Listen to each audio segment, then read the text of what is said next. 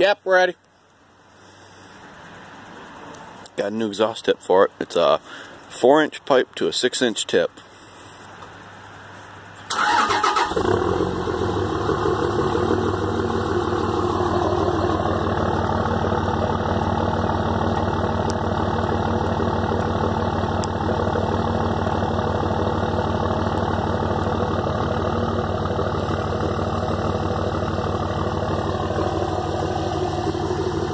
Got a nice bark to it.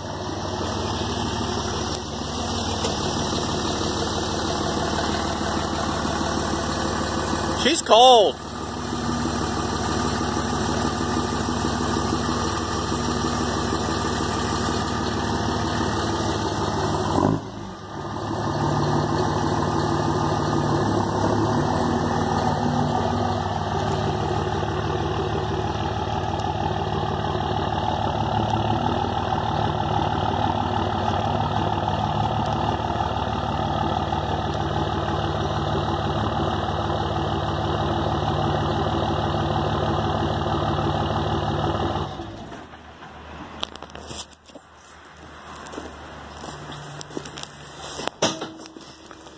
So what do we got going today?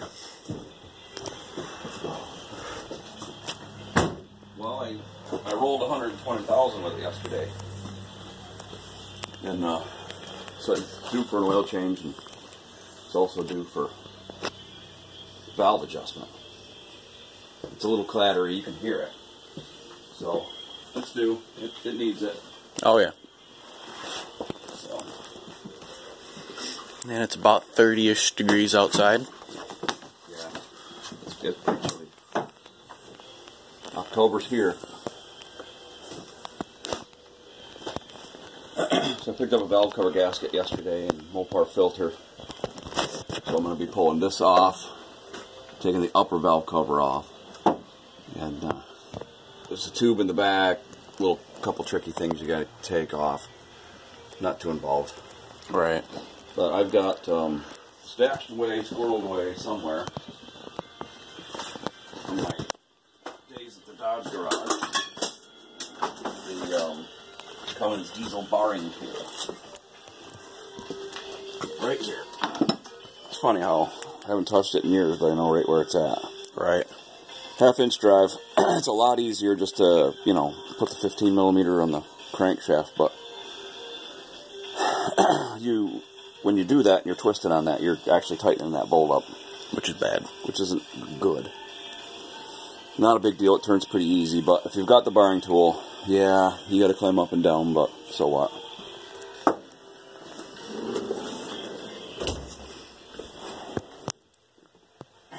This truck is basically what you describe it as. It's not been molested at all. This has no horsepower mods, no tuners.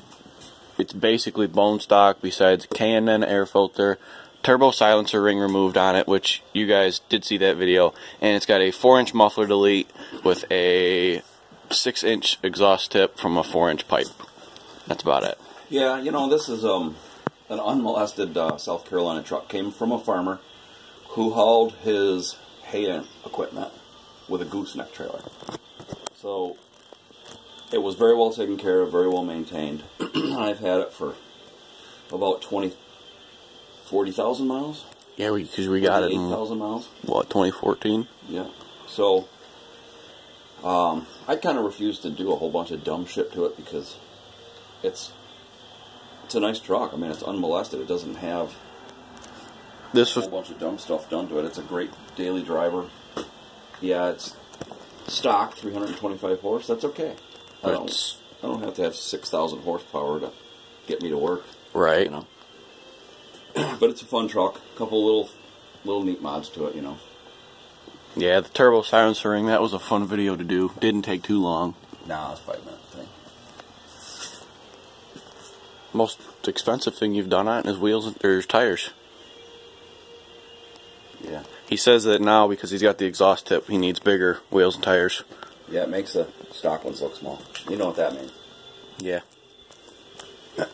Maybe some specialty forged. Put the new steps on it. The old DZs were rusty, so yeah. put the stainless ones on. That way they won't rust. Greasable ball joints, U-joints, stuff like that. But that's the plan for the motor today, and then he's also going to work on undercoating it too, because undercoating saves this truck. Which is in that 5-gallon pail there.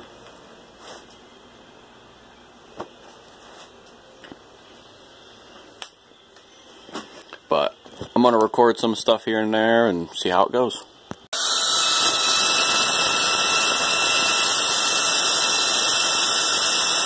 And there's a long-winded bolt.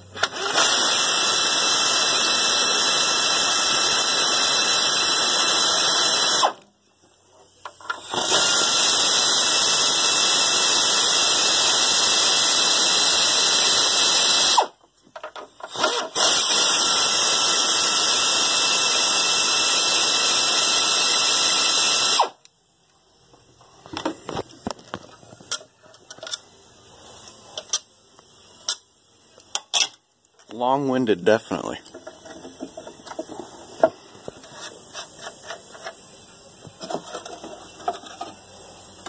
Okay. So one of the things you got to be careful on these, there is a grounding spring inside the valve cover, and it's just a ground, you know, from one end to the other because of the gasket. Technically keeps you from this cover from grounding. You don't want to lose that. Yeah, that's bad.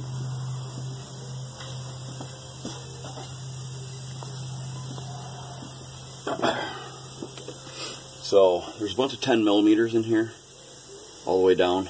There's a tube here, there, all over the place. You got to take a couple of those off.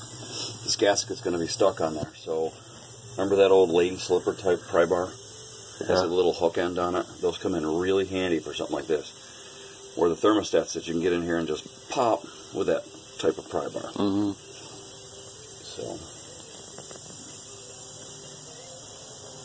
and then we'll get to the valves. The crud up in here, I'm going to blow this all off because that's not going in my motor. No, that's bad. No. That's not allowed. Yeah, that's no bueno. No bueno.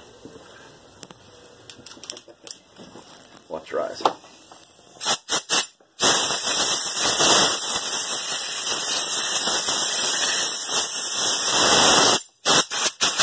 want to blow off in and around the lower portion because that's coming.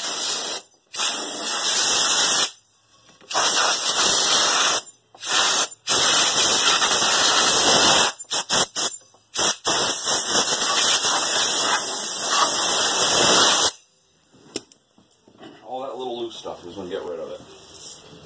Right. Alright.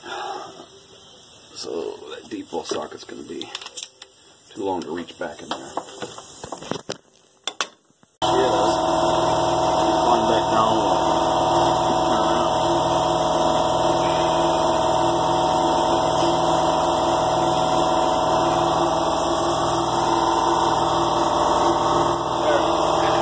There we go.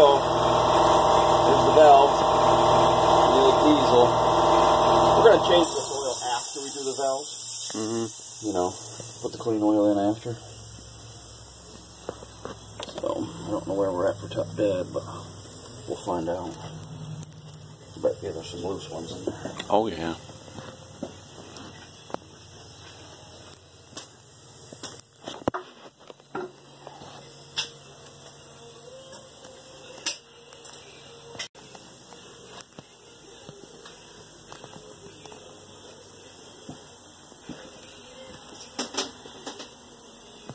Alright, so we've just been looking around trying to figure out where we're going to get at some things here. And right now we've got the valves open. And we're going to be draining the oil like Dad said afterwards. But he's got to crawl underneath the truck. Show you here. He's got to crawl underneath down over yonder there to get at some things. But this is what I mean by the truck's not been molested anyways. It still has the catalytic converter. It's the same stock exhaust except for the muffler delete towards that way. And there's the frame, guys. The rockers are 100% solid. There's virtually little rust on this truck. But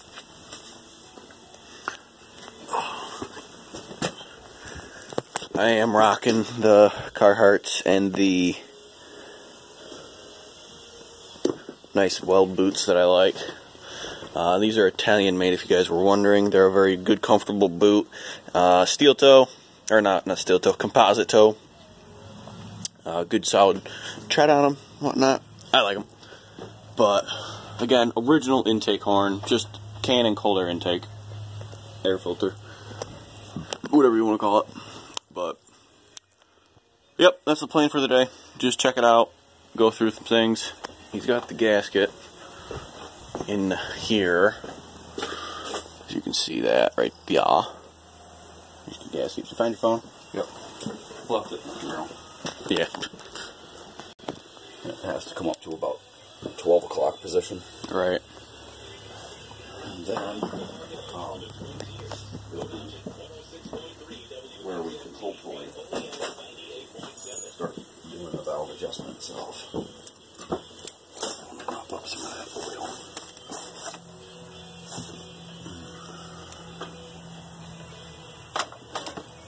Alright, so I'm get underneath.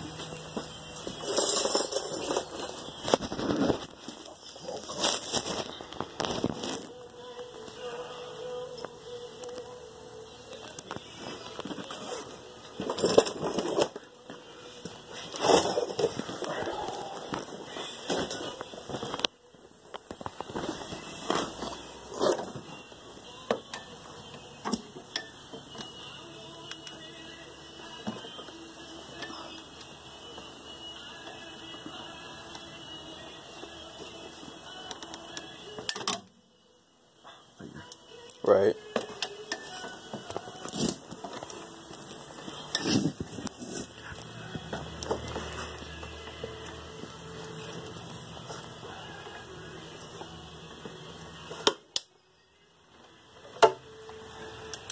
Does that click good? Huh? Was that little, like, click good when you turned it? Yeah. Where's my flashlight?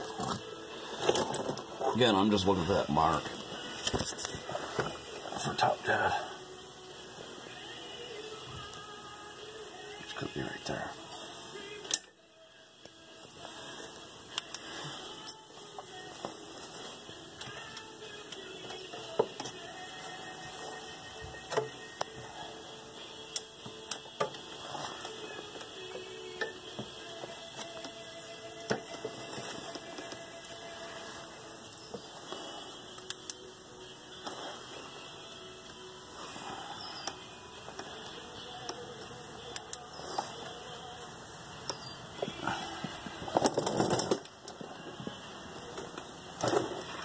Hello. What? Finally a mark. Oh.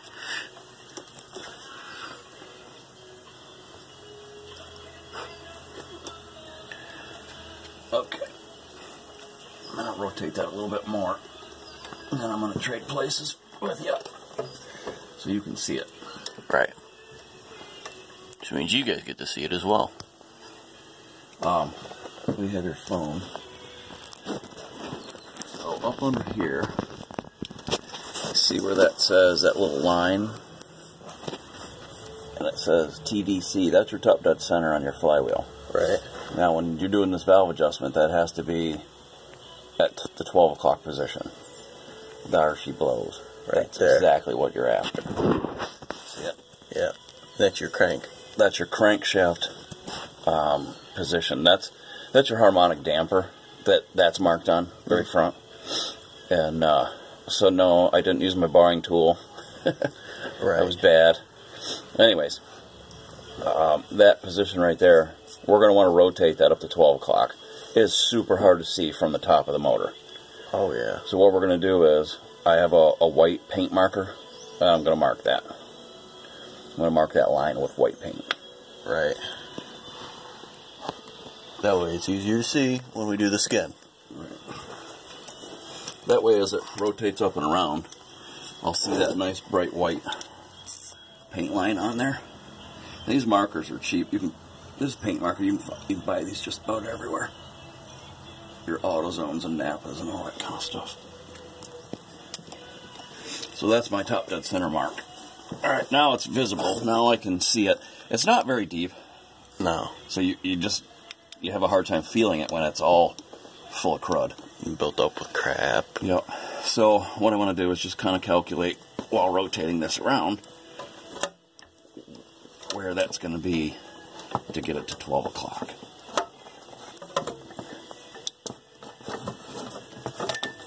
Looks like moves about a quarter. Well, there's 4 bolts inside here, so as they rotate around, you need to get another one. Right. You can see the old red South Carolina muck where the wasps were built in there, where you leave it sitting around the barn. Yep. I thought I got all these out when I put this new AC compressor in.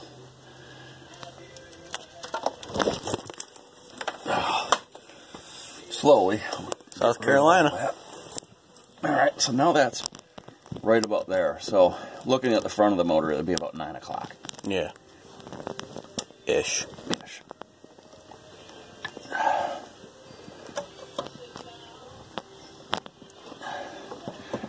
Compression. Let me kick it back a little bit.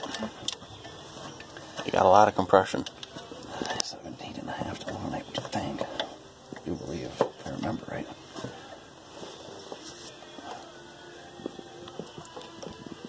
Bet you them wasps didn't like it when you started this thing up. So that feels like we're on top of that compression stroke.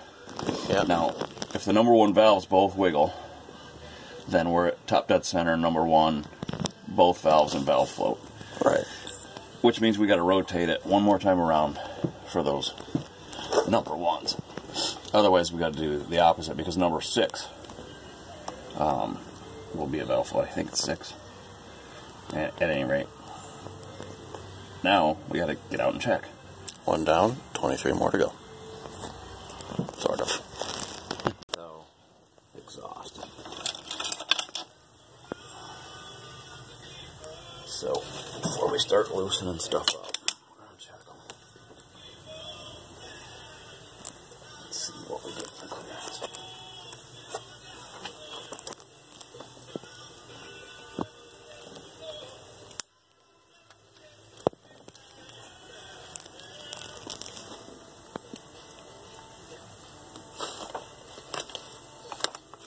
Let's see for shit.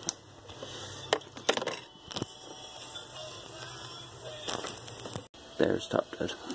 Sweet. And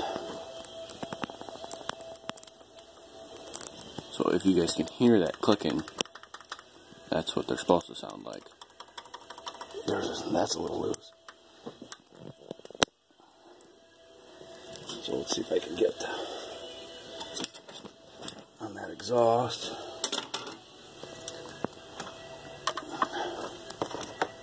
There's 20 thousandths max.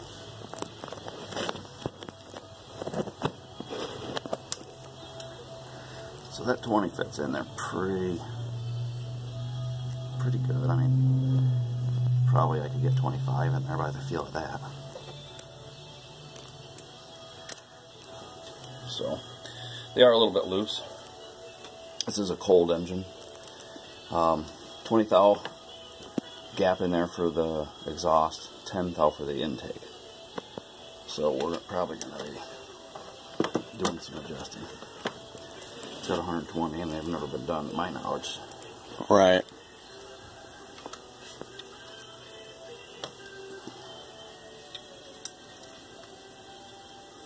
I mean, it could be worse. Could be doing this on a power stroke. I don't know why I can't even get that in there. The 10 thou for the intake. There it is, I got it. Alright. Wow, that's super loose. That's, by the feel of that, that's probably about, I mean, I'm at 10 in there, and I was a machinist, I'm an inspector for Dresser Rand. I've used feeler gauges every day. I'm telling you, that's probably about 16 thousandths. So it's like 6 hour. It's not terrible, but it, you know, it's due for adjustment. So just for shits and giggles, let's grab like a 14. And we'll see if that fits. It'd be cool if the thumbnail for this video is like this shot. Yeah, you never know what they'll give you, huh? Oh yeah.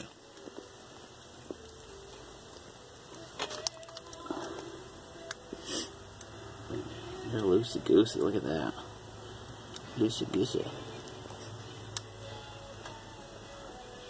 Alright, so there's 14, easy. Still sloppy. I guess it is probably at 16. At any rate, we know it's over. So we're going to go ahead and adjust that one. Right. It is important to go by the book and re-torque the adjusting nut, which they want at 18 foot-pounds, I think. Make sure. Alright, so there's a 14 millimeter nut here. The wrench goes in. Just hold on to that wrench while you bust that loose. That way your adjustment's basically in the same spot. Right. A quarter turn. What we're going to do is take your 10 thou gauge, get it fit in there, loosen that thing right up if you have to, but you got to get that gauge in there. Come on. That's right, baby. Who loves you? So we can just use this other end. I'm going to tighten that up. So you can feel that gauge move back and forth. Right. That's still pretty loose. Don't crank this down. Just rotate it. Okay, now I'm using finger pressure. Loose. Not loose. Alright. You don't want loose. What you want is just that little drag. You can feel it. Keep going, just finger pressure until that little drag goes away. Right. Okay, now we're squishing that feeler gauge. If we go any tighter, back that off. Now we can just slide that in and out. Then tighten your nut. We're going to check that to make sure it's 18 foot-pounds, but with it snug, I can still slide that in and out. Right. That one's adjusted. So one down? Yep, but might as well take a break here. I'm going to set up the torque wrench because I want to torque those as I go. Alright, so I don't forget any. So I'm just going to wrap up the video here, guys, because it's a almost 25-minute long video. But that's basically how you do valve adjustments on a 24 valve 5.9 common rail injection Cummins.